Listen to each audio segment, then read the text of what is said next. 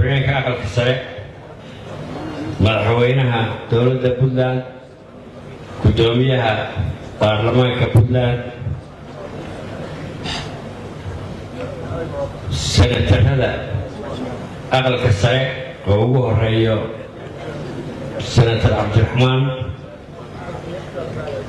golayaasha aqalka sare iyo aqalka hoose xubnaha ka jooga federaalka golayaasha dowladda Puntland hadday tahay xukuumadda baarlamaanka iyo garsoorka isimada haweenka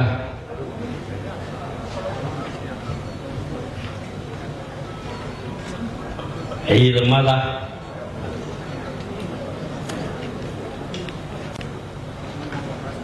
in allaale inta ka soo qayb gashay xafladda tancaawa aadaha iyo qiimale waxaan ku salaamayaa salaamta islaamka assalaamu calaykum waraxmatullaahi wabarakaatu. waa la badan yahay intii aan ilaawo raalli ayay iga noqon doonaan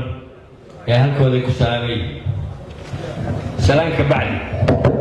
waxaan aad iyo aad ugu mahad celinayaa dadka nagala soo qayb galay xafladda tancaawa qiimaha iyo qaadaha leh oo loo dabaaldegayay sanad guuradii 21aad ee dowladda Puntland. intaa haddaan ka gudbo waxa la habeeyay caawa ma jirto mid gabay ku dhammaystira ilaa 98 iyo asaaskeedii mid riwaayad ku soo bandhiga iyo heeso mid history odayaashii joogay wixii aan odhan lahaa ama la odhan lahaaba waa la yidhi runtii. waxaan kaloo idiin sheegayaa waxa dowlad ahaan dowladda Puntland waxaa noo yidhi qaarkeeda hore waxaa noo yidhi gudoomiyaha baarlamaanka qaabka dhammaystirkana waxaa noo odhan doonaa madaxweynaha dowladda Puntland. halkan laba erey un baan ka odhayaa mid waxaa halka kan iiga muuqda boqor Cabdullaahi oo yidhi maxay tahay qolyihii iscadaynayay sool iyo sanaag waxaan boqorku askarina waa ahaan jiray macid faqaysuu maqlay oo maxay tahay farta ku godaysaa sool iyo sanaag iyo cayn masiirkooda iyo mustawahoodu meesha ay yihiin. halka kan sidii ay uga samaysteen bay yihiin Puntland xubinta number 1 bay ka ahaayeen. midna waa idiin sheegaya qolyaha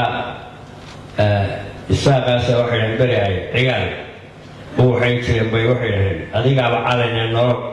nolob cigaal. anigu waxaan qabaa sool iyo sanaag iyo cayni inay iyagu Puntland ba yihiin, Puntland ba ay aasaasteen oo yihiin. taariikhduna waxay sheegaysaa markii lagu heshiin waayey inay dee waxaa joogay madaxweyne Cabdiraxmaan Faroole iyo ragga badan markaana ma ay iyagu kuwii loolamayay ma ahayn markaa wax doonayay, laakiin waxay doonayeen Puntland sidan ay maanta tahay noqotaa. taa iyada xoogaa waxaan raacayaa kelmaddaas boqorku keenay sool iyo sanaag iyo cayn shacabkeedu iyo odayaasheedu iyo isimadeedu iyo siyaasiyiinteedu warkooda waa cadi. waxaan ku noqonayaa inkastoo la yidhi aan dadka u sheegayaa waxaynu halka kan dabaaldeg aad iyo aad qiimo iyo qaayo leh oo runtii wax lagu farxa ah baa halka kan caawa iyo maantaba ama shalayba aynu ku samaynay. waxaan ka sii jeclaan lahaa farxad way ahayd. waxaan ka sii jeclaan lahaa